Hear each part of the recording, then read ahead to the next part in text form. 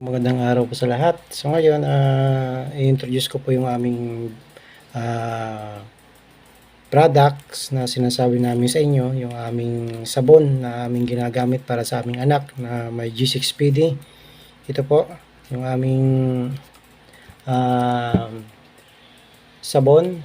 Meron po tayong liquid, yung all-in-one plant-based po to. Ngayon po makikita nyo, all-in-one plant-based po yan. Yan o. Glamerical made with organic plants. Yan po. Organic plants po yan. So, safe na safe po to sa mga anak nyo. Ha? So, ngayon, pinafinalize po namin. Ito, sample lang po itong bottle na to. Sa packaging niya, makikita nyo. Okay na. So, malapit na po yung magamit. So, may dalawa po tayong sa ngayon na ginawa, may unscented tayo. Ito yung unscented niya. Meron din yung scented. Kumbaga, mabango. May perfume. Para kaaya-aya sa gustong mabango. Oh. Pero sa mga bata, ito po yung sinasuggest namin. Sinasuggest ko sa inyo na gamitin lang na sa mga anak yung 0 to 4 years old. Ito po. Unscented po. Yan. Saka meron din po kaming bar. Ito po yung bar namin. No? Yan. Yan po. So, hindi pa totally tapos yung packaging niya. Ito sample lang po to. Pinapakita ko sa inyo. Pero ito okay na. Sa tingin ko okay na po to. So, konting antay na lang po. Kung mababasa nyo po, 20 in 1 po yan. 20 in 1. Yan po. Kung mababasa nyo po, 20 in 1. Bakit 20 in 1? Kasi hindi lang po ito pampaligo. Ha? Marami kayong pwedeng paggamitan po nitong sabon na to. Meron ding dalawang variants po tayo nito na sabon. Yung unscented nga, saka scented, saka 250 ml, saka 100 ml po. Yan, 100 ml po. Okay? Itong sabon na to ay tinatawag na organic castile soap or bar soap, liquid soap. Yung magkaiba po yan.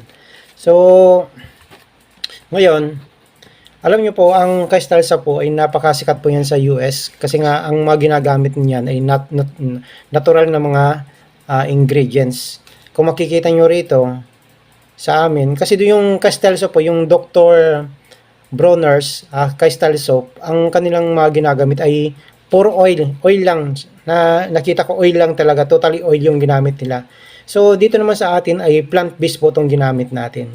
Mayroon tayong guava, mango, moringa, yung kumbaga yung malunggay, may coriander, may avocado. Yan, pinagsama-sama po natin yan dito sa ating ingredients kasi napakaganda po niyan sa katawan ng tao, sa skin ng tao. So, tamang-tama po to sa mga anak nyo. Ha?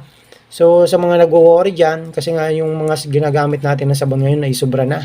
Sobra ng chemical. Kung mababasa nyo ay water lang talaga ang maiintindihan nyo doon sa ingredients. Ito po kung mababasa nyo yung ingredients po nyan dyan. Oh. Napakaganda po. Ha? Mayroon tayong natural water, organic coconut oil, organic sunflower oil, organic olive oil, organic palm oil, organic guava, avocado, and mango oil, shea butter, organic guava extract, organic avocado and mango extract, malunggay or moringa, coriander seeds, yon. At yung iba pa talagang kumbaga natural, ha? Mga sangkap natin dito, organic and natural. Kumbaga food grade yung ating mga ginagamit dito. Bakit 20 in 1 po? Ha? Alam niyo po mga ka-miracle. Oh, ka-miracle na lang. Ka-miracle. Kasi alam mo, ang buhay natin ay talagang nakakamangha. Isang miracle ang buhay ng isang tao. Alam niyo po, ay nagawa natin to dahil sa ating anak na mayroong G6PD. Kasi nga, kailangan din niya ng mga natural na gagamitin para sa kanyang hygiene, sa oral. So, Hindi naman tayo nakapagtapos ng kung anong medisina, pero tayo ay mahilig sa mga herbal. So, sabi ang tawag yan ay herbalist. Pero hindi ko naman kinoconsider yung aking sarili na ganun. Kasi nga talagang ako ay mabuting-ting lang sa mga ganitong bagay. So, dahil na rin sa pagmamahal ko sa anak ko. Kaya ito ay nangyari. Kumbaga, isinilang yung Glamerical. So, kung magtatanong kayo, don't worry. Kasi nga, alam nyo po, sa totoo lang, ang ganitong doon sa Dr. Castel soap ay napakamahal. 64 ml lang siya. 60 yata. Wait lang natin, papakita ko lang po sa inyo. Ito po, bumili tayo ng sample nila. Ito yung sa kanila. 59 ml lang po to, 59 ml. Napakalit na bote. So nagkakalaga to ng 299 yata yon, pakabili ko. Napakamahal. So ito naman yung sa atin. Yan po. Pagtabihin mo, ito, ay anak nyo na lang. Mas mahaba ito. Yun, sa mga mahilig sa mahaba dyan. Tama-tama po to sa inyo. Ilan to? Ilang ml to? 100 ml po. 100 ml. Compare dito, yan po, kung mapapansin nyo, yung kanyang ay oil lang talaga ang ginamit dito. Hindi naman natin, kasi matagal na to Kumbaga sikat na sikat to sa US. Kaya kumbaga worldwide na tong sabon na to. Sa atin naman, ito, makikita nyo, basta magko-compare tayo, i-compare natin yung testing natin dito. Kasi nga, kung ito sumikat sa ibang bansa, ipasikatin naman natin yung ating sariling ating nagawa. Okay? Sa kanila, 18 in 1. Itong Pure Castel soap ni Dr. Bronner's, yan po. Sa atin, 20 in 1. Mas lamang pa rin, mas lamang tayo, natural, Pinoy tayo, lamangan natin. 20 in 1 ang pwedeng mong paggamitan ito. Bibigyan ko kayo ng sample. Ako talaga hindi natulog ng ilang araw. Para magkaroon ako ng pimples. Pwede nyo ito panggamot ng pimples nyo. Kukuha lang kayo ng konti rito. Magkukuha kayo ng bulak. Kung wala, ilagay nyo lang sa daliri nyo. Yan, nakikita nyo yan. Ito yung isang araw, nilagyan ko lang yan. Natuyo na nga So, maglalagay lang kayo ng konti. Kung makikita nyo yan. Ayaw pumatak yan. Konti lang. Ayan Makikita mo yung napaka-sticky talaga nito. Hindi natin tinipid yung ingredients. Kasi itong kay Dr. Bronner's talaga, medyo hindi siya sticky. Lalagay mo lang dyan. Tapos hayaan mo, matulog ka na. Yan. Lagay mo lang dyan. Yan. Okay? Tapos kinabukasan yan, matutuyo na.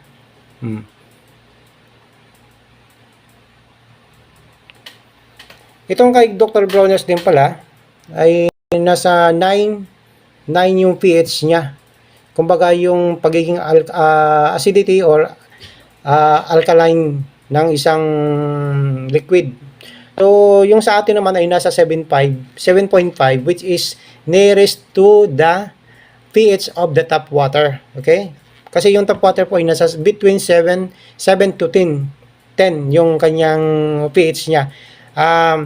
Pero may nagsasabi na sabi nga mas maganda daw na acidic, medyo acidic yung kanyang yung sabon, para ma-maintain down yung moisture ng balat. Medyo nagdi-disagree ako sa gano'n na sinasabi, na yung balat natin kailangan applyan mo rin ng acidic na isang bagay.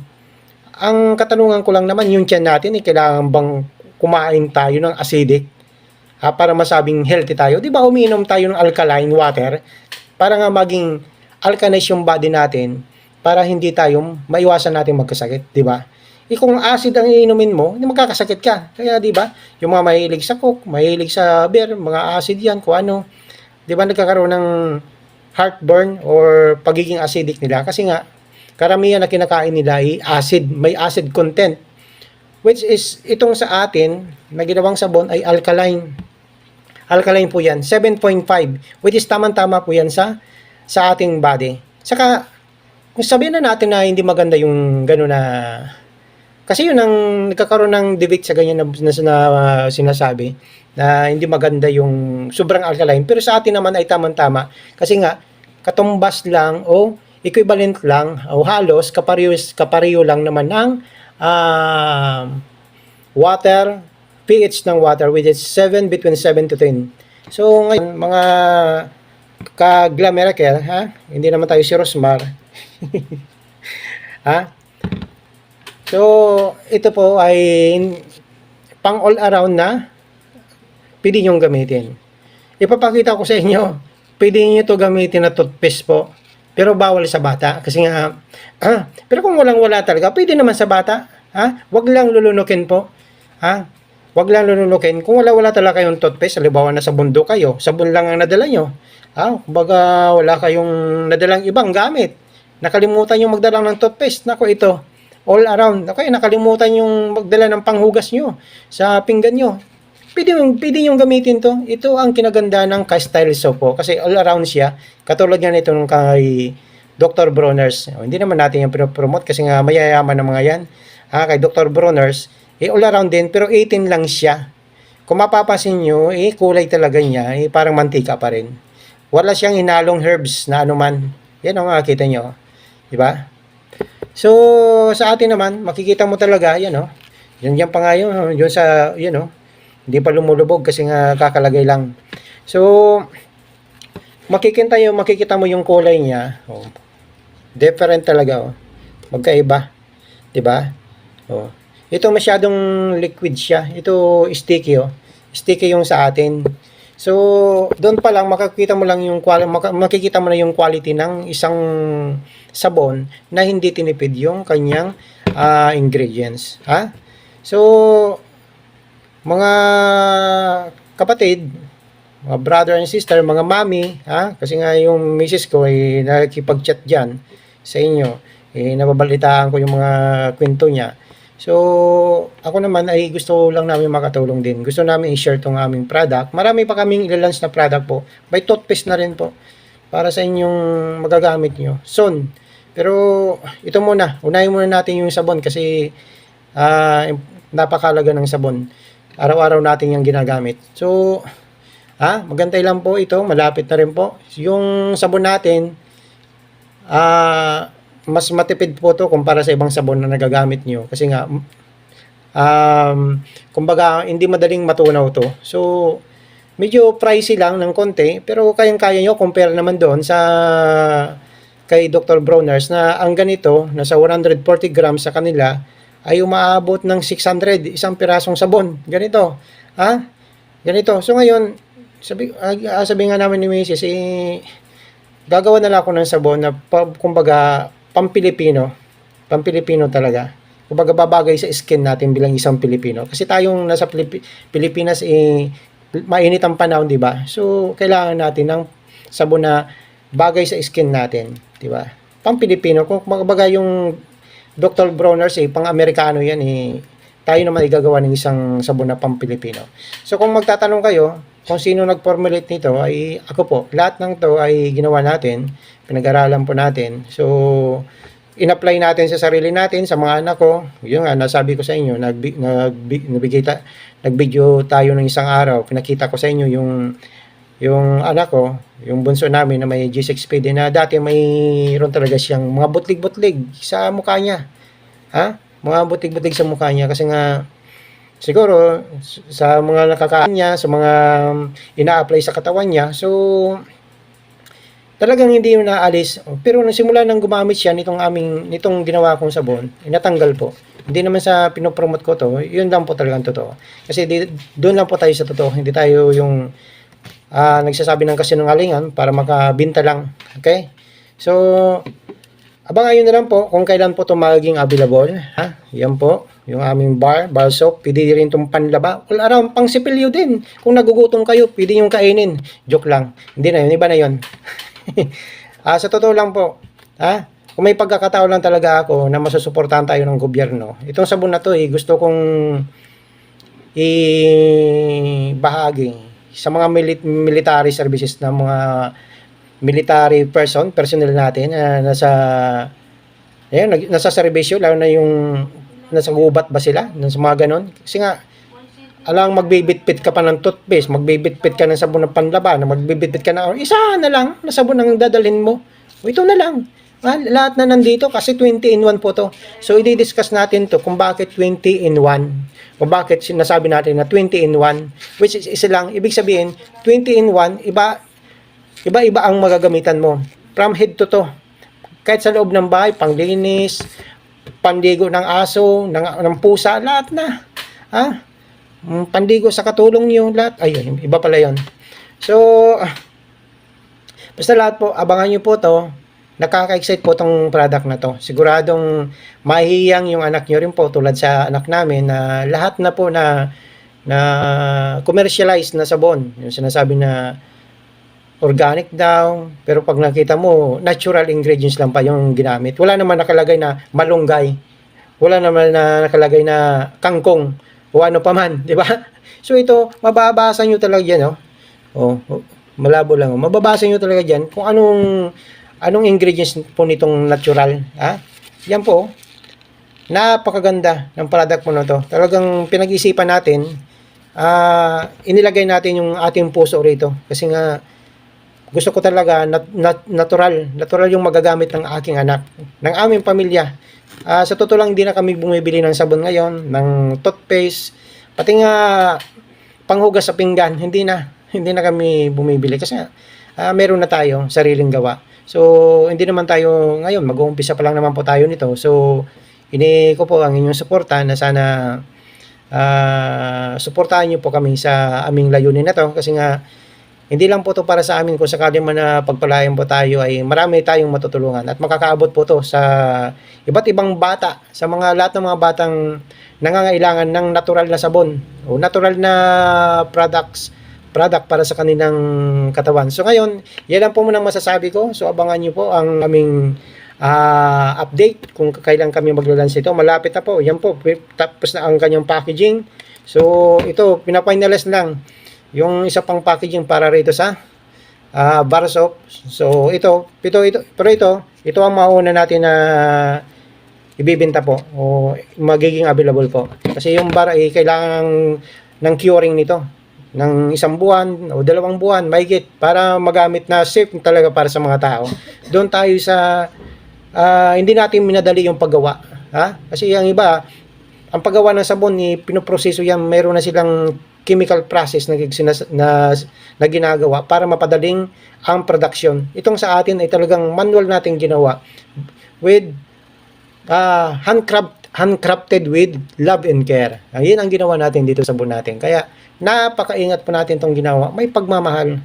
Kumbaga nandun yung love natin. Kasi nga gusto natin ay talagang, kasi siyempre pamilya ko ang gagamit. Alang balaorahin ko yung paggawa. Inuna ko muna para sa pamilya ko. Tinarin namin kung effective ba. So ngayon, okay naman. So gusto namin yung bagay po to para sa inyo. Para sa mga bata na naghahanap para sa mga mami, sa mga nanay, mga tatay, mga magulang po dyan na nagwo-worry tungkol sa G6PD o mayroon man na kayong mga sakit sa balat ay hindi ko sinasabing magiging lunas to. Pwedeng maging lunas kung maging hiyang sa inyo kasi depende naman yan sa ating katawan.